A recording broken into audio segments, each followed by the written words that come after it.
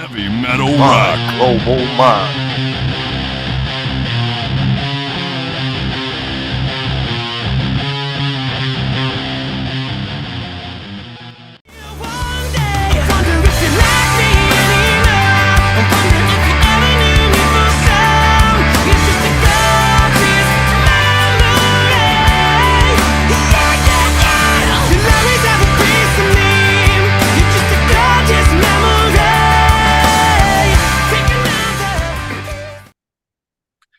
I'm Robert Cavuto, and today on My Global Mind, we are speaking with Danny Dahl of the band Wicked to discuss their newest album, Sunburn, and to talk about their latest tour, It's Summer Somewhere, that they're going to be opening up for Raven.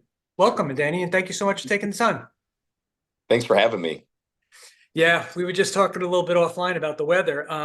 You're in Rochester now for a tour, or is that where you live? That's where I live. Yeah, Oh, so okay. we've been out on the tour a little bit now, for a few weeks with Raven, Vicious Rumors, and Lotharo, and just having a blast. It's always so cool to of course, bring your music and your entertainment to new areas, new faces, and of course in some good weather. Yeah, yeah. We're hard workers, and we have to bounce back and forth between the dreams that we're working on and building up, and the day job stuff. So it's always a hustle. I agree, great. Now, you and your brother Chad are from New York, Rochester, but you look like you walked off of Hollywood Strip, the Hollywood Strip, Tell me about how you formed that look, because you guys have a very unique look.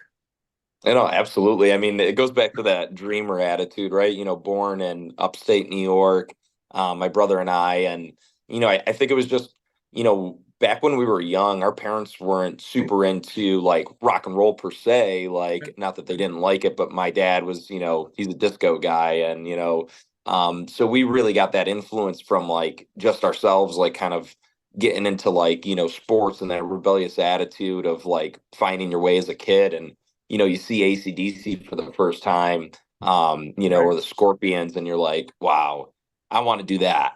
Yes. And then to take it a step further, which I think is the difference between what a lot of people say when they say I want to do that, is it's not that I want to do that. I don't want to copy that. I want to make my own new take on it.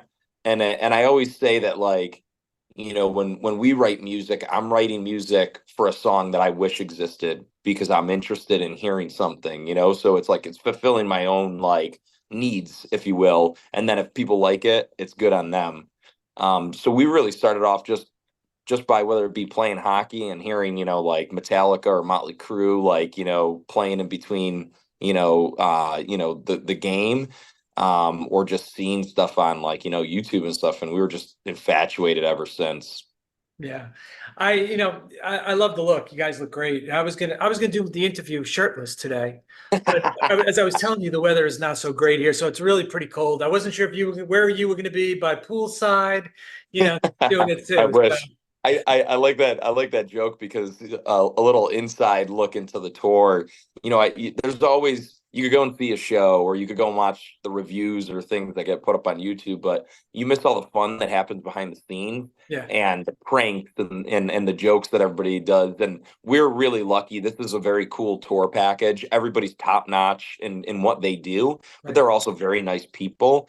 And so the running joke right now amongst the four bands is how our shirts are either non-existent or cropped, or the sleeves are cut off, and so everybody's like, "You're missing a part of your shirt there," like, Yeah. It's And so so funny.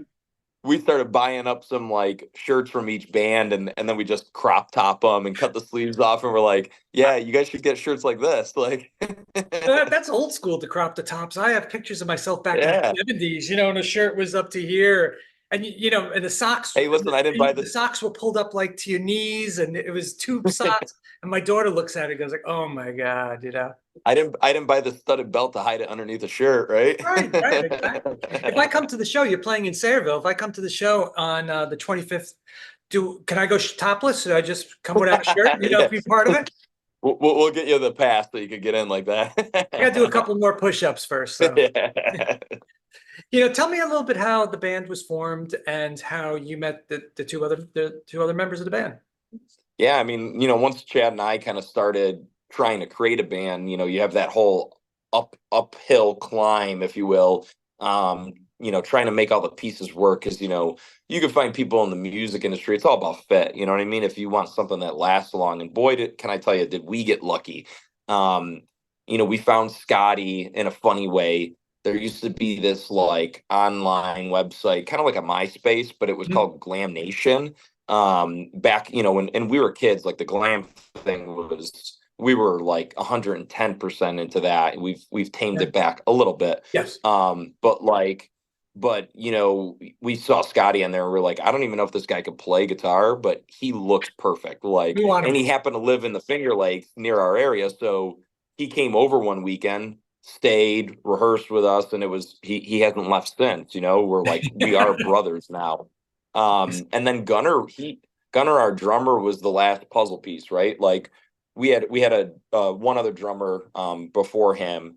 And I don't think anybody, even Josh, the old drummer, really thought that it would be a long-term thing. But Gunnar came in, he did the audition, and he showed up with the blonde hair already. And we're like, dude, I don't know, somebody telling all these people like the easy way to get in the band, like you just gotta have blonde This is the way hair. to go, Like, right? um, yeah, but he's you know s- to our surprise, in such a good way, is like really propelled the band forward so much more. I every day of these shows, and whenever we do stuff together, it's like you just take a moment to appreciate like the skill level and entertainment level that Yeah. Gunnar brings as a drummer. It's incredible. It's like having another lead singer in what he does. So we finally got together, and really, like, between all of that inception and now, we've spent a lot of time learning. You start off, you want to be a rock star, right? But learning how to go out there, pay your dues, cut your teeth, and learn how to play, learn how to record, learn how to do both of those, so that one doesn't seem so artificial, and then you go to a show and it's like these guys don't even know how to sing or play their instruments. Right, right. So I always think of it as like there's these years of us like really having to grow and mature and put in the work, and the work never stops. But it's a lot of fun memories, and really all that leads into the last few years when we released the last American Rock Band, and then latest, the Sunburn album that just came out, which we're supporting on tour. And the Sunburn album is a reflection of all of that, right? So like the ups and downs, the good and bad memories. But it's fun to write about your experiences, at least I think so. And it puts a lot of authenticity into what you're trying to say, and you have more emotion built into it. And Sunburn really taps into that theme. It's a great album. Yeah, I'm really enjoying it. You touched upon this earlier that a few years back you had more of a glam look. It Yeah. looked like Motley Crue in the 80s, married, Angel of the 70s, and Yeah, yeah. Baby, and that this was the product with the white outfits and the white high heel boots and all that stuff. Now you guys are more in straightforward, more black leather. What was the shift for that? I think it's a bit of that, mature. We love that stuff so much. Yeah, Don't get it's me cool. wrong. If I could just like stop everything I'm doing and like dress like the Sweet or Slade, and just Sweet too, yeah. Right. and Ziggy Stardust, like, that would be heaven for me. We're not afraid of it, and we're not ashamed of it. But I think that when we started getting really into like the business aspect, which we weren't before, Mhm. and we learned some hard lessons not having that fortuitousness of like how to manage this like a business. But we started that, and that's a little bit of a part of it too. Is like, you could be very niche, or you could try to like go for a broader audience. And I just think right now, like with the evolution of our music, the look goes with it too, and the way you entertain. And so like we're constantly iterating. You don't know. One day we might show up with some crazy ostentatious like new look. Don't know. But like Yeah. we just try to do what makes us happy, and also keep a business mind about it. So I think that making it something that people could like access a little bit more easier is most of the reason for the shift in the look. Plus, not to mention, man, 7-inch platform heels, that was getting old quick. It's Yeah, super yeah. cool, but my knees were hurting. So like now Oh we're down man. into we're in the Beetle boots, so we still got a little bit of a heel going on, but It was a good look, and David Bowie was always reinventing himself every album, every time, that's so right. he dressed differently. So yeah, I could see the point. You want to keep evolving, growing, changing. You could always go back and revisit parts of it. I noticed a couple of videos where it looks like you had outfits on for from that era. So yeah, new videos for with the old Yeah, outfit. yeah. We like I said, we don't turn our It's backs like on anything that we're into, you know what I mean? So yeah. like we like to pay homage to it or like touch back to it. And I one last point on that topic too that I really feel strongly about, and I don't know if people like spend enough time to wrap their heads around this. It might be my punk rock background, or maybe it's just me being in this certain like, mental bed with like what I believe, but like rock and roll to me was always about not doing what other people tell you, Mm. and doing something to pave your own path, be different, stand out, and be free, really, right? And if that goes for people in the rock and roll industry saying you have to look like this or you have to sound like this, or you can't have songs that are heavy, like, maybe like the Scorpions, but then also power pop songs. No, guess what? I can, because I am a rock and roller and I'll decide what I'm going to do. You know what I mean? So that's my Yeah, attitude totally. about that Totally kind of makes sense. stuff. Yeah, totally makes sense. And as soon as somebody says, "Hey, I like that," or "Don't do it," you want to do it. So yeah, I totally get it. It's all about that. I think, okay, yeah. I like we talked about Sunburn. I think it's a great album. I'm really enjoying it. It's very catchy, very approachable pop rock sound. But there's an underlying energy and grit that feels very much like you would expect from a hard rock band, which we kind of talked about. Are you always trying to new ways to inject that into your music? Not only the look, but also into the music? Yeah, we started using the term genre bending too. Like we're back on that theme of like, everybody brings something different to the band. Gunnar traditionally is really into like some of the heavy metal, and almost towards like thrash in some situations, but he listens to a lot of stuff. Scotty brings that blues, like the core of him, resides with Aerosmith and Enough's Enough. Yeah. Like I mentioned before, I got a bunch of the punk rock influence, and hard rock, but my brother really in that power pop arena of influence. And but we're always listening to different things, like, I think Toto played into, like Lost in the Dark's influence a Yeah. lot, one of the tracks off of this album. But where that happened, you might go to Sunburn and hear more power pop or even like a little bit of punk and stuff mixed in. So yeah, it's cool to have. I like when I listen to music, sometimes, if I'm going to listen to an album, which people maybe don't do so often nowadays, but I still do, and I know there's folks out there that do it. It's cool to have like a balance of things, because maybe today I'm listening to these three songs off the album because they fit my mood. Right. And so we like to give people a little bit of everything, that comes from what Wicked is. No, that's great. The song that I was thinking that really not only stuck out, but really encapsulates the statement of the pop sensibility with the hard rock edge was Outlaw. I think Oh that yeah. that's my favorite song on the album. What's the history for behind that song?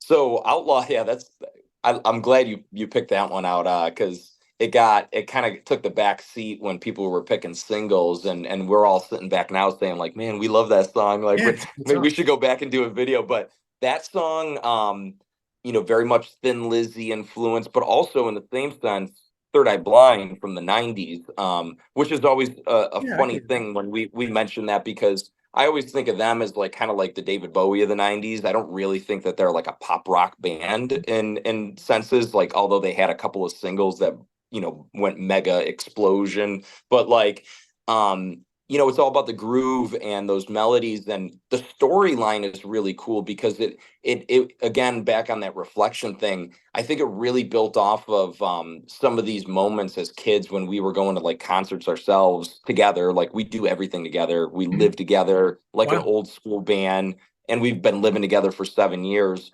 So like people laugh, they're like, oh, but you go on vacations together and you go to yeah, we do everything together, and somehow don't kill each other. But Right, you right. know when we were growing up, we always faced like, adversity of how we look and all this stuff. So I remember this one big brawl that came out when, we were at this concert, the end of it, and there's a lyric in there about like this.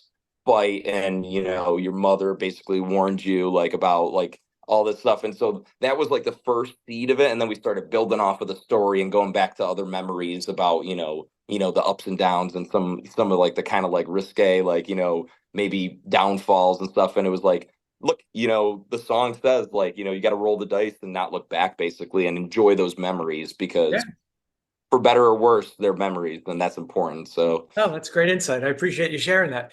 yeah. You touched upon a lot of bands. Who are some of your biggest influences when it comes to writing music for Wicked? Like I said, we like to pull from whatever is speaking to us, Yeah. but like from the hard rock side, we're just super Thin Lizzy fans. Scorpions, UFO, Thin Yeah. Lizzy, and like some of that, like Aerosmith, Enough's Enough, type of music. But like, but then like we swing the pendulum everywhere. Third Eye Blind is, like I mentioned before, really big. They have a unique way of telling a story in their own right. So that inspires me, between the whole Phil Lynott from Thin Lizzy, like very poetic writing, and then bands like Third Eye Blind. And so it's cool because us boys could kind of like be inspired by people that really excite us, Mhm. and not be inspired to copy them, but be inspired to, like I said before, like create something up to par or better in what we believe, or the unending pursuit to write the next best thing.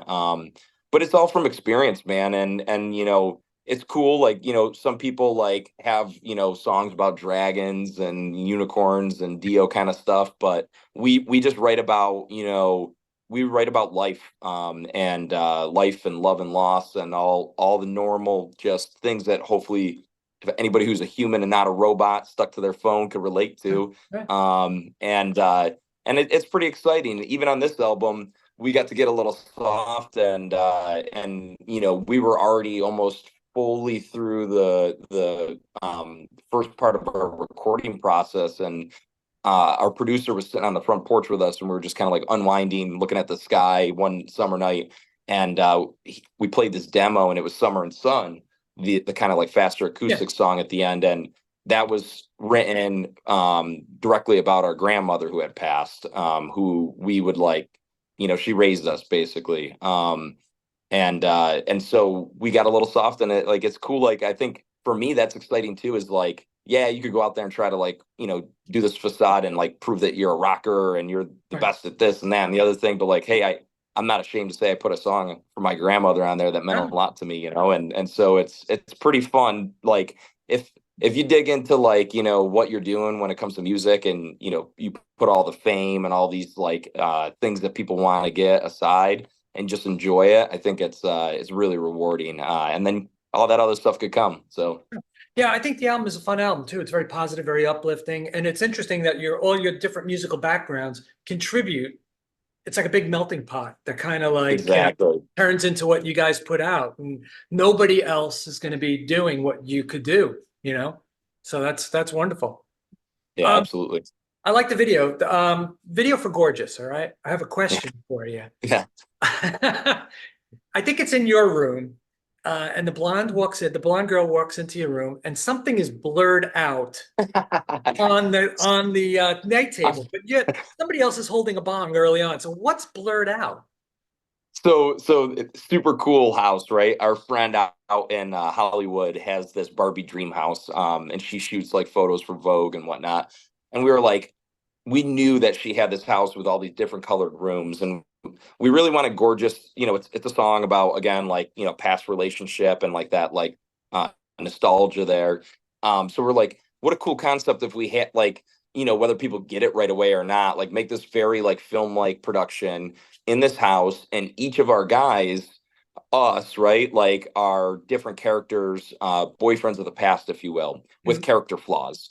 And so like Scotty's, he's the bleeding heart artist in the blue, trying to take pictures of her and being frustrated. I'm the deviant in the red room. And so the red room are this girl's got the coolest house. Like, as you can see, the red room is full of phallic statues. And so like to your point, very ironic in the fact that it was blurred out. But like we had this full discussion behind the scenes, with like our team and everything, and like and we almost like at one point just sat back and like a little bit of like the back and forth, disagreement. We're like, actually, that's kind of funny. Let's keep the irony in there to your point, and have this not blurred and this blurred, and it'll get people's eyes drawn to it more, and then start Yes. asking questions because nothing, it's just like how we sell vinyl and we're into vinyl. Like I think that the more you could bring people into the experience, whether it's reading liner notes and lyrics and pictures and vinyl, or drawing them in to a video, and they're like they got to think about it and watch it again, and like what I mean. Like I I did. think that's the fun part of it. I Easter watched it eggs, a couple of times, like to figure out, was she a ghost? And the other two girls, were they angry at her or were they friends with her? So Yeah. it was, I thought it was great. I think all of your videos are pretty entertaining and thought-provoking. So it was fun stuff. Thank you. It's interesting to know. Next time I'm going to go back and look and see what that, if I could get a better feel of what that phallic Yeah, item is. yeah, exactly. Now, we talked a little bit about you're on this tour. It's Summer Somewhere tour, opening for Raven. I'm not an expert in Raven's music, but they're more straight up hard rock, heavy metal Absolutely. band. You guys are We are more the like the pop sensibility. How did it come together? Because not what you would think on a tour together. No, we are the odd men out.